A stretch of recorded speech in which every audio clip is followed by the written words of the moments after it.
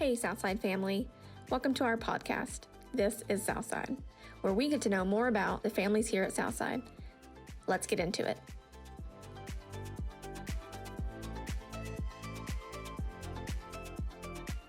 Welcome, Sarah and Kyle. Thanks for being here today. Thanks for being on the show. Sure. Excited to know more about you guys. So we're going to start with who you guys are. Who's Kyle and Sarah? Where did you guys grow up? Kyle? Well, I grew up in a sleepy little West Texas town called Stephenville, Texas. Okay, what's that near? You know, now you're going to out me. I say West Texas. I think people who are true Texans would know that it's really not true West Texas. It's basically between Fort Worth and Abilene, about halfway between there. Okay. Yeah. West Texas begins somewhere about there, I guess. Yeah. So was that like from birth till college? Born and raised. Born and raised. And Sarah? I was born and raised in Little Rock, Arkansas. Oh, yeah? Mm-hmm. And where did you guys meet? After college, I started teaching school, and one summer I decided to move to Dallas, and I was living in Dallas with some friends of mine I'd gone to Harding with, and Kyle was living in Dallas working for Procter & Gamble, and I was about to start teaching school, and I was living with these friends temporarily. We had some people over from their church, and he was one of the guys that came over, and our friend Charlotte Yingling Bible introduced us. And she said, "Sarah, this is Kyle Heffley." And I was about to correct her and go, "Charlotte, you know me, I'm the Heffley." And then she goes, wait, and this is Sarah Heffley, because my maiden name is Heffley with one F. No way.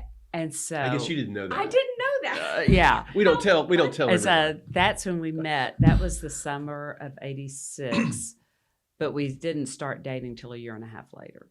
So you went to college in Little Rock? I went to college at Harding University. Mm-hmm. And Kyle, you went in? I went to Princeton in New Jersey. Oh, fancy. Ivy League, right? Scared my parents to death, yes. It was a long way from Stephenville, Texas. Have you ever seen The Big Bang Theory? Oh, yes. Love The Big Bang Okay, Theory. so Princeton is one of those that he's not upset with. He thinks that Princeton's one of the good ones versus, of course it is. the other ones. Yeah, we are huge Big Bang fans. Yeah, we watch it all the time. We are on season 11, so and this is the first time we watched it, so we're almost to the end, and it's really good. Yeah. It's funny. It's a really good show.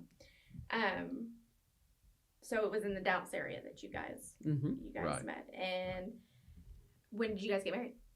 Well, that's kind of interesting too, because we had known each other a year and a half before we started dating. And by the time we started dating, I had decided to stop teaching and go to law school. And I wanted to move back home to Arkansas and live upstairs at my parents' house and go to law school in Little Rock. So it was the only place I applied. And then he and I started dating. So we dated for 5 months before I moved back to Arkansas. And then we dated long distance for 2 years. Oh, wow. So long story short, we didn't marry until we're coming up on our 30-year anniversary. I was 30 when we married. Awesome. Awesome. So that is the Heffley thing. That is just, what are the odds, You having trouble right? getting past that? What are the odds? It's not a super common name, is it? It's No. not. It's not. And what's funny is, so my dad was from Newton County, Arkansas. His family moved to Texas when he was very young. So that's why I grew up in Texas, and most of my family's still in Texas. But a few of them are still in Arkansas. And a few of them are still in Newton County, Arkansas. Well, guess where Sarah's relatives are from? Newton County? Mm-hmm. You got it. The But- same town.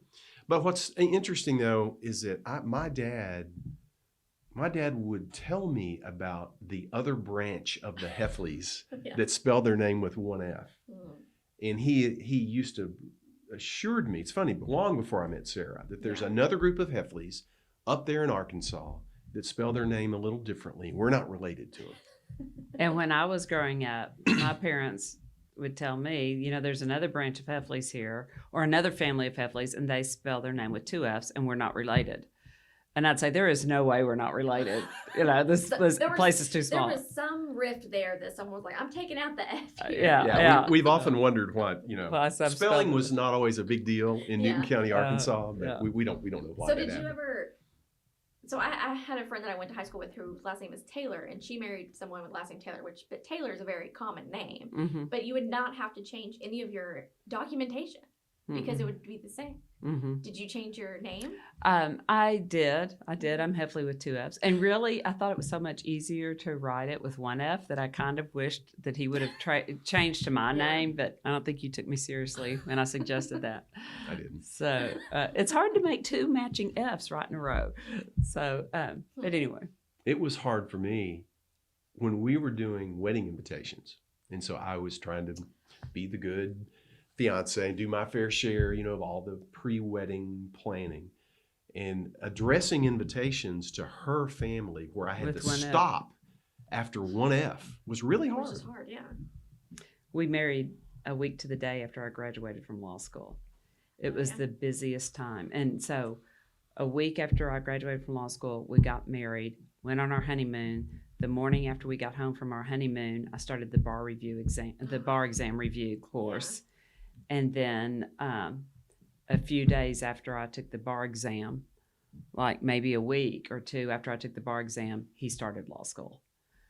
And so it was just like, it was just crazy. And then we had our first 2 kids while he was in law school. So what was law school like an afterthought for you? Was it something you wanted to do later, or? It was more like an afterthought for her. Mm-hmm. I think she would admit. It was an afterthought Yeah. for me. I had always thought that I was going to go to law school. And when I got back after Princeton, I came back to Texas. The Northeast was great. Mm-hmm. I wouldn't trade it for the world, but I was ready to get back closer to home. Yeah. And I was already thinking about law school, even as an undergrad. I just, I was busy in college. I was playing 2 sports. I was on the road a lot and studying, and I just needed a break from school. So I put off law school, for a while. Didn't know how long. I was going to go back. In the meantime, I met Sarah, and little did I know she ended up going to law school. She beat me to it, and she's a much better lawyer. Not true. So how many? Let's talk about the kids. How many kids you got? 3. 3, and they are Silas, Claire, and Harrison. Which I'm sure everybody here knows all of them or some of them. Yeah. And they are all grown and gone now, right? So Mm-hmm. Silas is here now, but Right. So he's also studying to be a Mhm. lawyer. Just finishing up his last year of law school. Just finishing up his 2nd year of law school and about to start his 3rd year of law school. Okay. Mm-hmm. And then Claire is where? She's living in Dallas and Denver. Denver. I don't know. She's living in a D city. She's living in Denver, and she got her master's degree in linguistics, and she is in the process of changing positions from the job she was doing and going on an adventure we're real excited for. Yeah. I think it'll be great. Yeah, she wants to do something a little closer to her degree, Mhm. which she hasn't been able to do yet. So I think she's now going to make a decided effort to do something in linguistics. Mm-hmm. That's what would that be? What's an example of something to do in linguistics? That's a good question. Well, for one thing, you can be a professor, but she, her background is in PR and marketing and then languages and linguistics.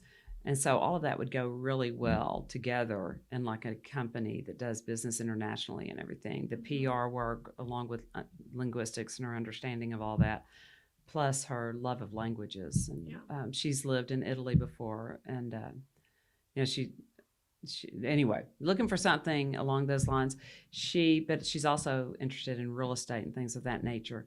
And that's a hot business right now. Yes, exactly. Yes, very much so. And she came out of the linguistics program in Colorado, and right in the middle of the pandemic. And so it was just wonderful that she got a really good job, but it's just not what she wants to do forever. Yeah. And so she's going Is she going to stay in Denver, or is she going to? For right now, she's a very outdoorsy person, and it fits her lifestyle to be out there in the mountains and hiking and snowboarding and Yeah. camping. So with the so then Harrison, who's at Harding, Mhm. Right. he plays ball, right? Right. He plays ball at Harding. And what's his degree though? What's he gonna be? He finished his undergraduate degree at the U of A, and was with the baseball team, although he was in a kind of a coaching position. And his undergrad was in history. History. Okay. So I think he's talked for years about wanting to be a teacher and a coach. And I think all he's been through, both at the U of A and now being able to actually play baseball at Harding, I think has reinforced his desire to be a teacher and a coach. More so a coach than a teacher. Yeah. Yeah. So He's getting his MBA right now and playing ball at Harding. okay. So he's going for a graduate? Is Harding a graduate school? They do. Oh, okay. Yeah, they do. Their MBA program is totally online. In fact, our oldest son, Silas, got his MBA while he was in Greece working Okay. for Harding. So, you can be anywhere. So it went from outside looking in, you got Silas, who seems to be very it almost seems like that perfect first child, middle child, youngest child dynamic. It Silas really is. Seems to be very kind of serious and Yeah. Uh-huh. put together and stuff. And Yeah. Claire's very outgoing and wild child, middle child, Yeah. free. And Harrison's the baby and kind of going with his. Mm-hmm. I think that's a really good. You guys have that dynamic. From what I've read, I think our kids are the poster children for the birth order, Yeah. and personalities that they seem to get. But Yeah. we have been our kids are our greatest blessing. I mean, Oh, And no absolutely. grandkids yet. not yet. Not yet. And none of them are married. None Nope. of them are Not married. yet. Okay. Mhm. And but both Silas and Claire lived abroad for a while. Silas lived in Greece for 4 years before coming back to go to law school. So he worked for That's Harding's international programs over there. Really good opportunities there. Oh, it was wonderful. So they're both so well traveled, Yeah. which I love that. And were they all born here in Rogers or the No. Northwest Arkansas area? They were all born in Little Rock. Oh, okay. We didn't move to Rogers until January 1st, 2003. Okay. So right before Silas turned 10, and Claire was 8, and Harrison had recently turned 5. Okay. Yeah, we They moved up here. Mhm. And so your careers, you guys are both lawyers. Is that what you guys have always done and will Mhm. continue to do? Or yeah. Well, I taught school for 5 years, and then I became a lawyer. What did So, you yeah. teach? Elementary school. Started out in kindergarten, then taught 3rd and 1st, and yeah. Kindergarten. I'm not sure which job is harder, Yeah. Well, actually. kindergartners, man, they're Well, explaining something to a judge always reminded me of teaching elementary school. yeah. Because you just try to break it down, and if you're arguing a motion to a judge, you're trying to break it down and Giving explain it and layman's yeah, terms. yeah, But not layman's terms. 'Cause Yeah. lawyer terms are yeah. But over my yeah, head. Mhm. Okay, and then so you're like what kind of lawyer are you? Well, I think people would call. I do trial work. I'm a trial lawyer. Okay. Is the kind of this subspecialty, I guess you could say. Lawyers kind of come in two varieties: those that go to court and those who would rather do anything but go to court. Mm-hmm. So I enjoy the courtroom. We don't get to go there as much as we used to. But within that, I tend to do a lot of medical cases. The firm that I work for has always been, at least on the litigation side, very focused on medical law. As it was just a kind of an odd coincidence. My job prior to law school was in the medical field. So I was selling medical stuff to hospitals and to physicians. So that gave me a good sort of just foundation in medicine and medical terms and, knowing your way around a hospital and being comfortable talking to medical people. And then Sarah comes from a family of physicians and other medical people. So practicing that kind of law was a good match for me. Yeah. And what kind of law do you practice? Well, when I started out, I was a litigator, and I was with a big firm in Little Rock and doing med-mal defense, working with hospitals and doctors and nurses and stuff, and did some workers' comp. And then I kind of adjusted my career as we had children.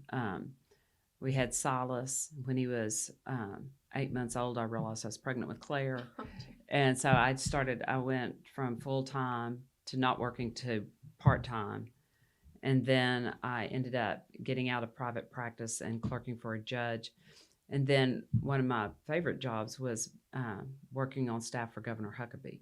Okay. And I did that for 4 years before becoming a director of the Arkansas Crime Information Center, ACIC. That's what I was doing when we got the opportunity to move up here, and I went in-house with Walmart. Okay. So for years, I was in-house with Walmart, managing tort litigation in various states all over the country. Yeah. And then I resigned from Walmart back in 2018. And I've been mediating cases and just being a part-time adjunct professor at NWAC, teaching Okay. business law at NWAC. Awesome. Sarah's too humble to mention the coolest job she ever had, which was Governor Huckabee appointed her to be a judge on the Arkansas Court of Appeals. Oh. And that happened real soon after we moved up here. A few years later. Governor Huckabee called her, and unfortunately a judge who happened to be from Northwest Arkansas Mm-hmm. on the Court of Appeals had suddenly died. It was really tragic. But Sarah had worked for that judge and just loved him and knew him really well. Terry Crabtree was his name, and a lot of Northwest Arkansas old-timers would remember Judge Crabtree. But he suddenly died, and it's the governor's responsibility to fill those kind of vacancies. And so... Is that's a federal? No, it's It's a state. Judge? It's a state Mhm. judge, Okay. and it's when you have a sudden vacancy like that, the governor gets to appoint the replacement. And Judge Huckabee had always liked Sarah, and he called her and said, "Would you be interested in taking this position?" And of course, she was thrilled to do it because Sarah had done so much. She worked for 2 different judges and had really learned the appeals process. And so for almost 2 full years, she got to be a judge. For 2 full years. Nice. So Was that? Do you like that experience? Oh, yes. I Yeah. loved it. Yeah, Is I that loved kind of it. like a long term for you to be a judge? Because you have to be a lawyer to be a judge, right? Right. Oh, yeah. Yeah. To be that yes, kind of judge. Yes, for that yeah. kind you do. But I would do it, except I just hate the thought of a political campaign. Mm-hmm. And so I would do it if something opened up and I announced early and nobody else announced. I would love to do it. I love research and writing, especially if you have good law clerks working for you. And I had 2 of the very best law clerks that imaginable. Oh my gosh. The other judges would come talk to my law clerks because they were always so well prepared and so smart. But I would love to do that if the opportunity ever came up. I don't know. Exciting. All right. So outside of being lawyers, what are your hobbies? Well, Razorback football. we are huge Razorback fans, and we'd always been huge Razorback fans. And then when our son got a chance to be a Razorback, it became very personal. So that was really fun. We love following the baseball team. Yeah. Going But, to the World Series and stuff. Yeah, that was great memories. But in our spirit, for me, I mean, when not chasing our kids on some field of play or school activity, or when our kids were traveling, when Silas lived in Greece and when Claire lived in Italy, we tried to make sure we took advantage to go visit them, over there. Those were great. We didn't actually get to go to Italy while Claire lived there, although we wanted to. The timing just didn't work out between her trips home and when we could go. But then we had the opportunity to go then the year after she moved back. We got to go with her, and we loved it. Loved it. I would like to travel more. That's my dream hobby, is traveling. Yeah. We do enjoy that. It's been fun to watch our kids, the way that travel has changed them in good ways, all in good ways. For hobbies, I'm an old jock, so I enjoy sports of almost any kind. I do enjoy playing golf. Mm-hmm. Honestly, the older I get, the more I just sort of enjoy yard work, strangely enough. I like puttering around in the dirt. That seems like a natural thing to be able to like to. I've got neighbors that I if I had to guess, they're probably in their 90s, but they're still living, and their yard is just like immaculate, and they're out there pulling grass up with their hands, like in the Yeah. Put me to shame because I hire someone to mow my yard. Yeah. Yeah, I can't explain why I derive pleasure from mowing the yard. It's therapeutic for me. I guess I feel like I use one side of my brain all day at work, Mm-hmm. and then to be able to come home and mow the yard, pull weeds. I find it oddly Enjoyable. satisfying. Yeah. Sarah, what are your hobbies? You know, for the longest time, when all the kids were at home and everything, I used to say my hobby was doing laundry. But Yes. between all their activities and just it seems like we were just covered up in laundry all the time. That was my hobby room, was the laundry room. But you know, it's hard to say now. I mean, before having kids and being so busy between family and kids and career, I was at the gym like every day. Mm. And then I just totally let that go, which is a shame. But I love to read. I really love movies, but it seems like COVID kind of, I don't think Yes. I've been to a movie since before COVID. And I love the beach. I love water. You know, I used to love water skiing. I don't do that anymore. But one of his hobbies that the rest of the family, except for Harrison and me, loves snow skiing and snowboarding. So I have actually never been snow skiing. That's something that I would like to try and do, but You should. haven't been able It's to really go. it's Yeah. beautiful. Yeah. There's a lot of places to choose from too. It's not just one. and skiing is you can do it almost your entire life. It's not. I've found that it's not really hard on your knees or your back, Okay. unlike some things. Yeah. And you go at your own speed. It's great.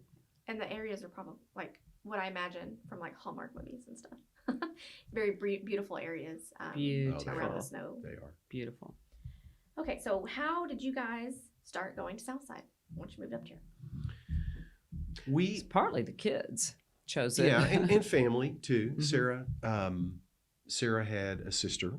Have a has sister. a sister, Mhm. Laura, who had attended here for a while. So we already had a family Right, your connection. sister is Laura Krupka. Krupka, that's right. Yes. That's right. Mhm. So we had that connection, and I knew, I guess, you know, the Church of Christ world can be very small sometimes, and we had friends who were up here.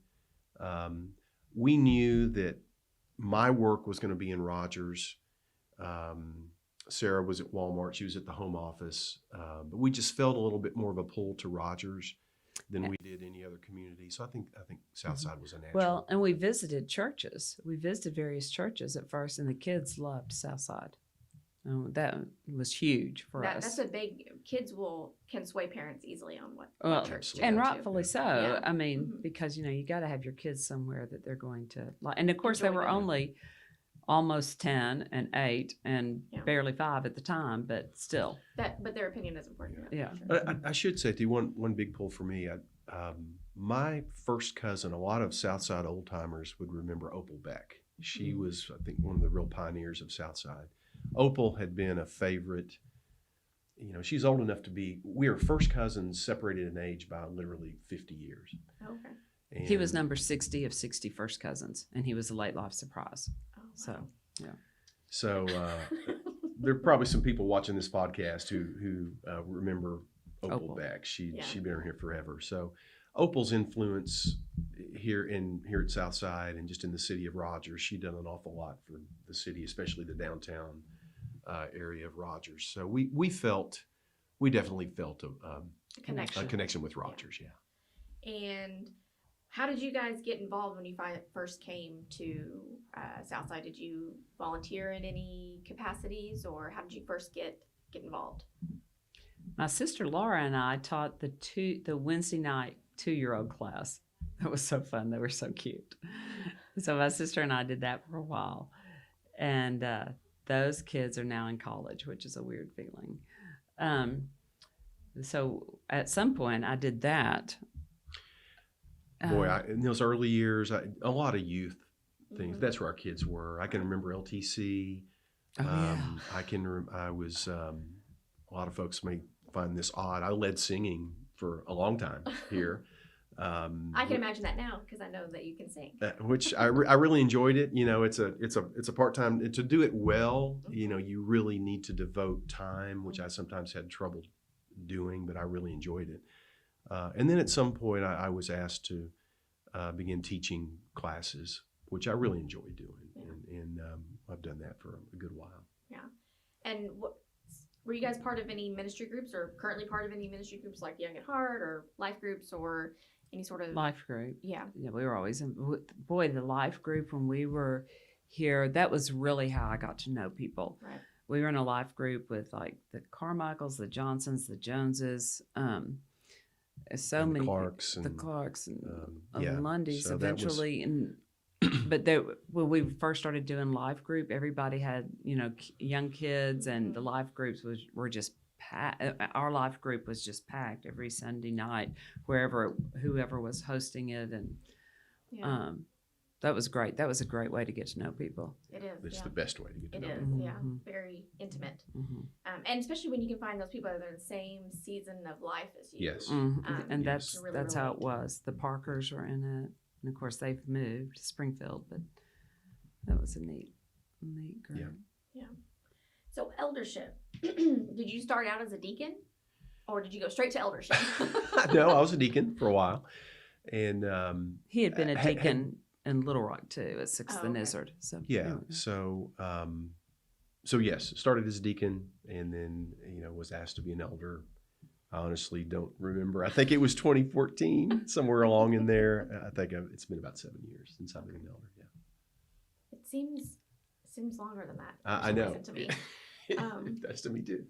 Yeah. So because you guys started coming in 2003 at Ye- 4-ish. Right. 2003. 2003. Right. Okay. So about 10 years later. Yeah. Yeah.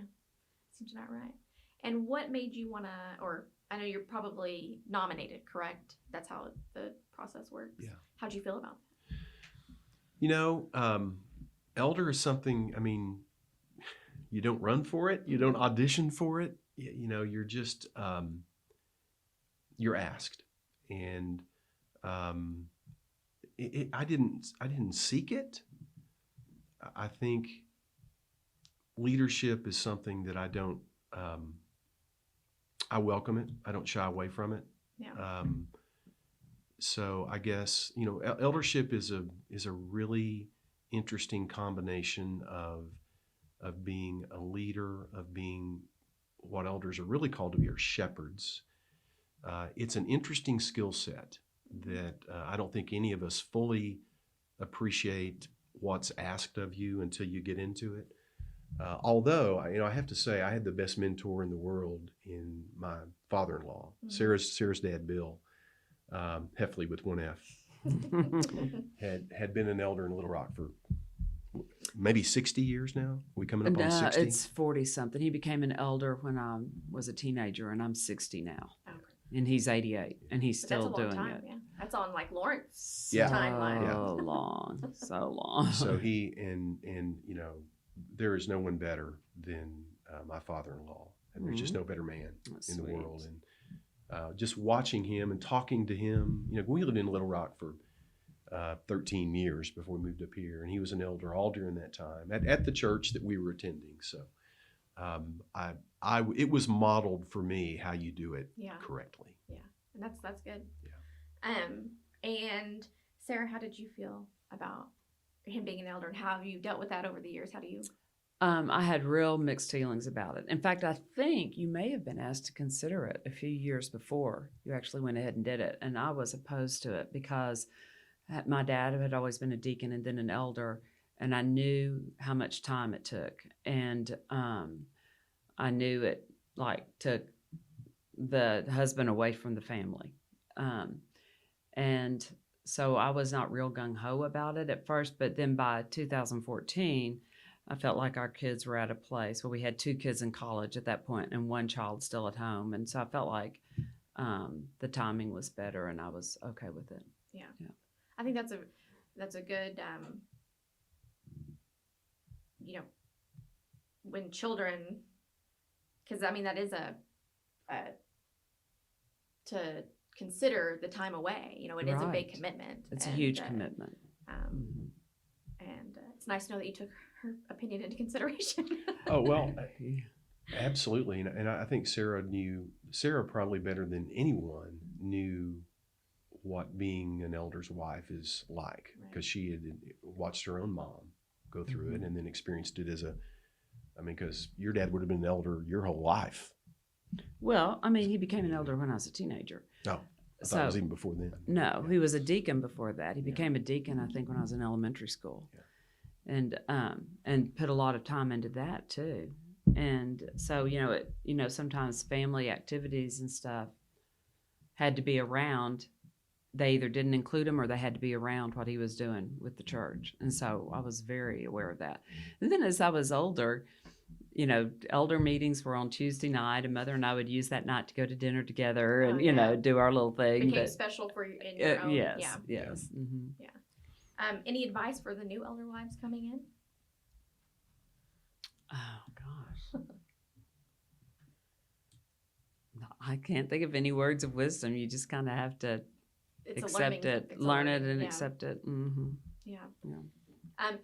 What would you say a common misconception is about being an elder that might scare some people, or that potential elders, or even just people that don't know how to approach an elder? I think so I get the sense, it's hard for me to know how other people view elders, because I've always been around. I was born and raised in the Church of Christ, as they say. My dad was a deacon; he was not an elder, but I've always been close to elders, and they've been some of my best friends and mentors my whole life. Yeah.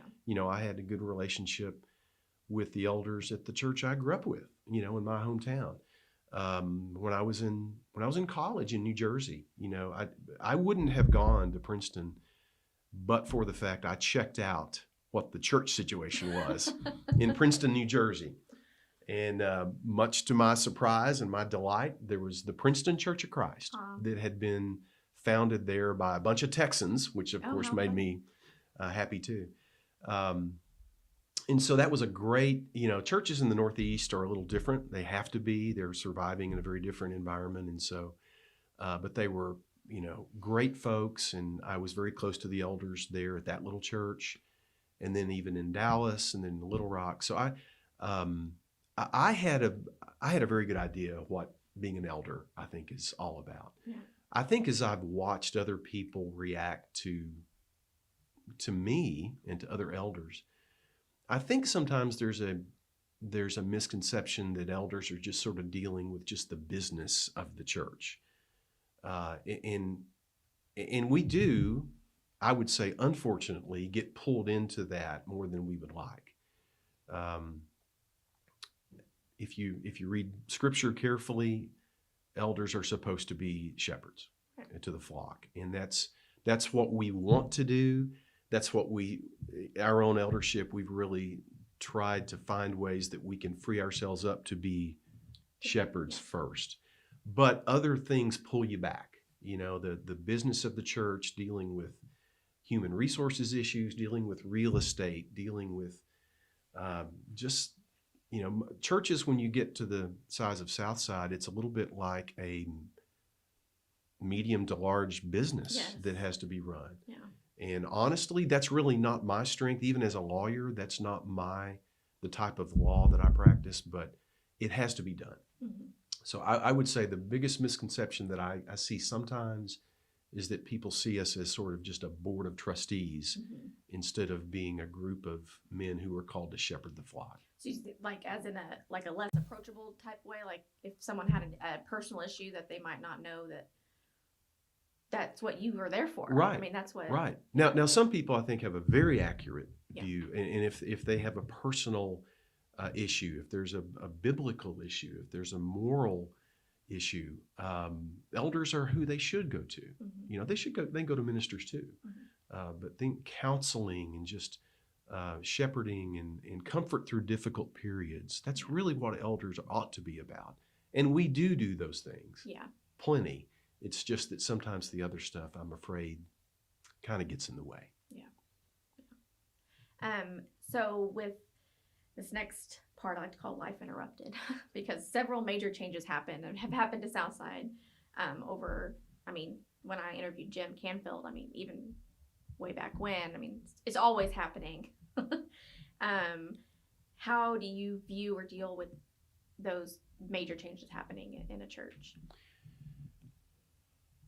They are always happening. It's funny that you said that, because that's exactly what I was going to say. I think maybe I had a bit of a misconception when I became an elder, that you sort of go through things are going well, Mhm. some people would say.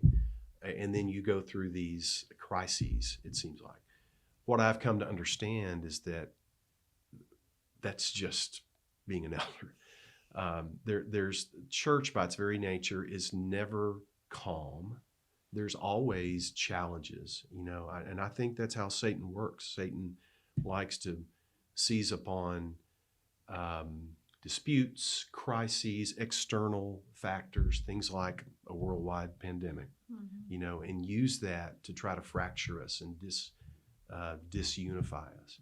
So what's normal, I think, in church is the constant struggle, to keep the church unified, to keep the flock focused on what we should all be focused on. And so there's always a crisis. And I've just realized that you just have to, that's normal. Yeah. That is That's normal. the normal. And if you're waiting for things to calm down or become, tranquil for a while, then you're being fooled. It's like a duck, right? Where on top of the water, they glide and it's very pretty, but under the water, they're kicking it. Yeah. Or what I find is amazing is that depending on where you are in the congregation, I will have people come up to me and say things like, things are really going well. It's so nice that things are calm and stable now. And 5 minutes later, someone will come up to me and say, I'm really concerned about how unstable things are. So, it just depends on who you talk to. Yeah, perception varies greatly. Yeah. And so COVID, that has introduced a whole different way of learning how to shepherd during a pandemic.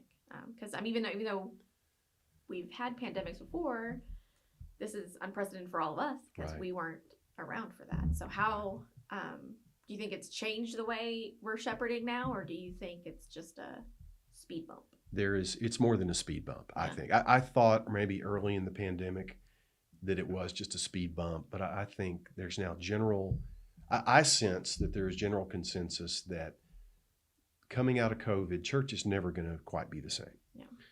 I'm not sure that's a bad thing, honestly. I think those of us that were kind of church watchers, if you read articles and you talk to other elders and other ministers around the country, there were already changes happening within the American church. I think COVID has sped up or maybe exacerbated some of those trends, but churches were under real challenge in losing members. It's not a Church of Christ problem. It is universal. And so we were already facing a lot of challenges in our country with respect to church. And COVID has made it, at least for the last year, it's made it harder. But I really, within every crisis are opportunities. And our challenge as church leaders is to seize upon those opportunities because they're there. They're a little harder to find, but I think they're there. Yeah. Sarah, any input on that as far as, COVID has changed a lot of things. And I think nobody thought it was going to last this long. Right. We thought we were going to be 2 weeks out of church and that'd be it. Yeah. But a lot of positive things have happened. Right. And I think this is one of those things where years from now we'll realize what this was about. Like, why did this pandemic happen? At the beginning of it, I thought, well, God's just telling us that we need to be home with our families. Like, we're so busy, we need to be at home. But now we are here to have later. I don't know if that's necessarily what is coming of this. So. Right. Well, people need people. I mean, it's human nature. You need to be around people. But I do think it's really good that we have online church service now, and for those times when people can't be here. I think that's a really good development out of this. I liked during the pandemic getting to know the various families that would do the Lord's Supper. Mm-hmm. I loved that. It's. I think the pandemic definitely has made some changes that will be permanent as far as everything from churching remotely for some people to working remotely to things of that nature. I'm so ready to get past the face mask thing. Yes. I feel like we're close. I feel like we're close if people will follow the science and not the hysteria and the propaganda. Yes. You know, Yes. anyway, as with people being vaccinated and such. Yeah. One thing, it's funny you mentioned masks. One thing I've discovered, and this is a lawyer problem that we have a lot, is we're just now beginning to get back into the courtroom. Mm-hmm. And my job, trying lawsuits and doing depositions and talking to witnesses and that sort of thing is now slowly getting back to normal. I think what we've come to understand is there's a lot of communication that happens through your face. Yes. Yes. And I think a lot of us were probably under the misconception that the eyes are what really communicate feeling and emotion, and you miss a lot when you can't see someone's mouth. Yeah. And so it's like we're getting ready to try our first lawsuit in a year in a couple of weeks. And I was really dreading talking to the judge the other day because I thought he was going to tell us we have to wear masks the whole trial. Yeah. And I can't evaluate what someone is saying to me as a witness without seeing their mouth. Mm-hmm. It's really hard. And in church, we're in the same business. We're about communicating truth, communicating good news. And while looking at someone on a screen is better than nothing, you really lose something. You lose something when a mask is in the way. You lose something when a screen is the medium. But you know what? Well, it's where we are. Every and you step have of to- oh, go ahead. No, go ahead. I was just going to say every step of removal decreases the value of the communication. Mm-hmm. Just like, we text so much now. And, I'm this adjunct professor at NWAC, and some of my students who are really smart will answer a discussion question with no punctuation. And I'm like, oh my gosh, you're in college and you're no dummy. And I get what you're saying, but you used no punctuation. Yeah. None. And I think That's that's from texting and stuff through the years, dictating messages, that kind of thing. I think when you're texting and not speaking, you lose something. When you're speaking over the phone and not in person, you lose something. Even if you're FaceTiming and see each other, you still lose a little bit, know? And so I think the best communication is face-to-face without a mask. But, Mm-hmm. I think there are ways you have to adapt to that medium. Like, I think what the person online watching needs is totally different than what the person in the seat needs when they're at church. The need is different because the medium is different, and you just have to kind of like work and adapt to the medium that you're in. Right. And I lectured online this semester, and last semester I didn't lecture. It was asynchronous, but this semester I lectured twice a week, and it was interesting. That was just interesting. Yeah. To be doing that online instead of in person. I much Like a prefer in Zoom? person. Was it a Zoom thing? I ended up using Microsoft Teams. Oh, I've heard good things about I've done Zoom also, but Yeah. I used Microsoft Teams. Yeah.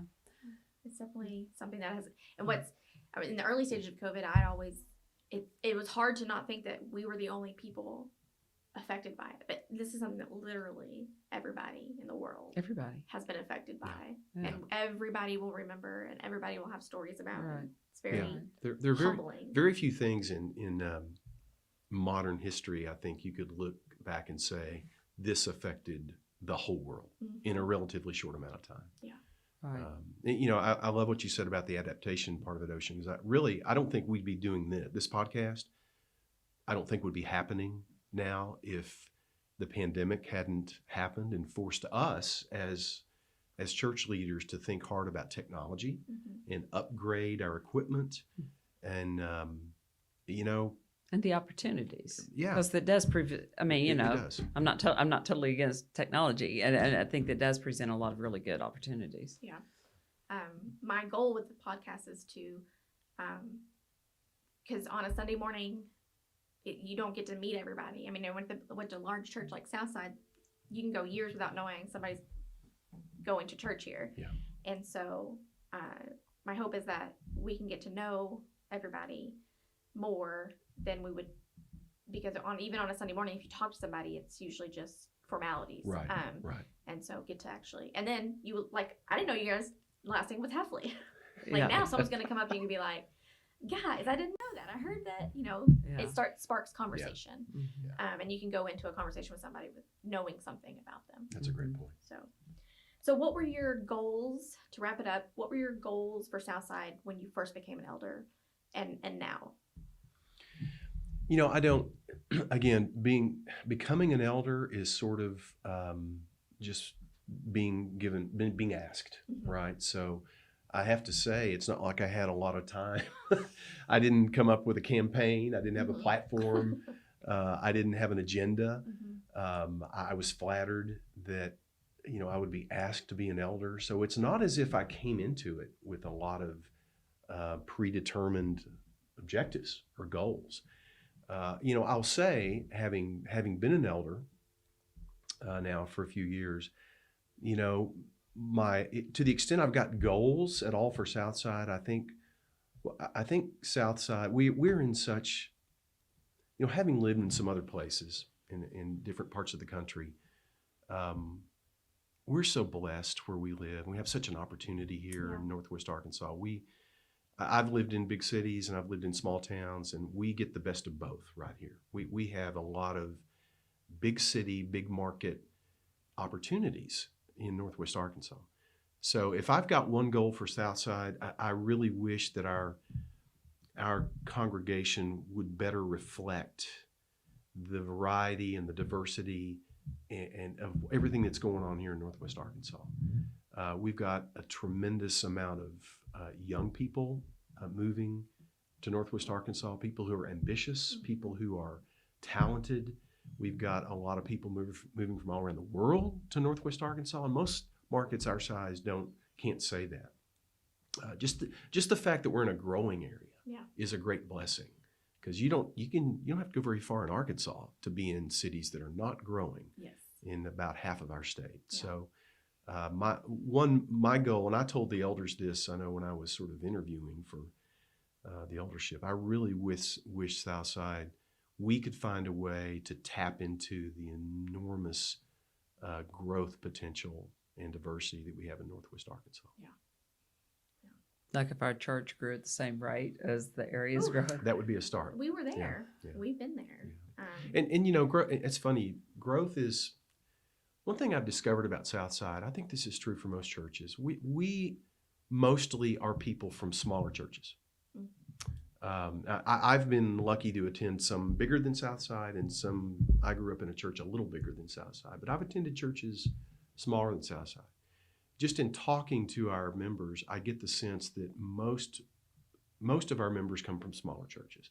So for a lot of our folks, Southside is already a little bit bigger than they're used to, maybe a little uncomfortable.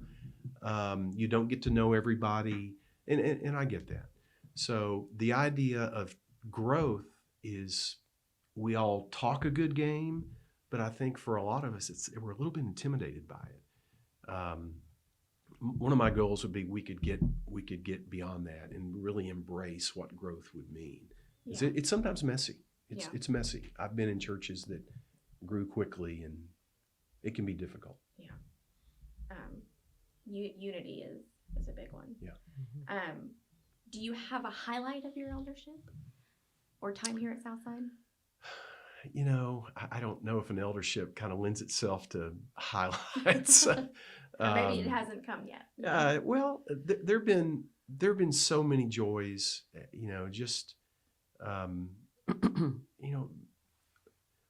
The highlights are listening to people like Lawrence Wagner and Jim Canfield, and those guys, and being around people like Jackie Chestnut, those who have been doing this for a long time, and just being in meetings with them and listening to them share their wisdom and their stories. If I had to pick one highlight, it's those moments. Yeah. The learning and the mentoring. Yeah. Because we need those in order to. Absolutely. Yeah. Because even though the time is modern and things change, the wisdom is still relevant for sure. Absolutely. Yeah. Absolutely. Is there a highlight for you, Sarah, here at Southside?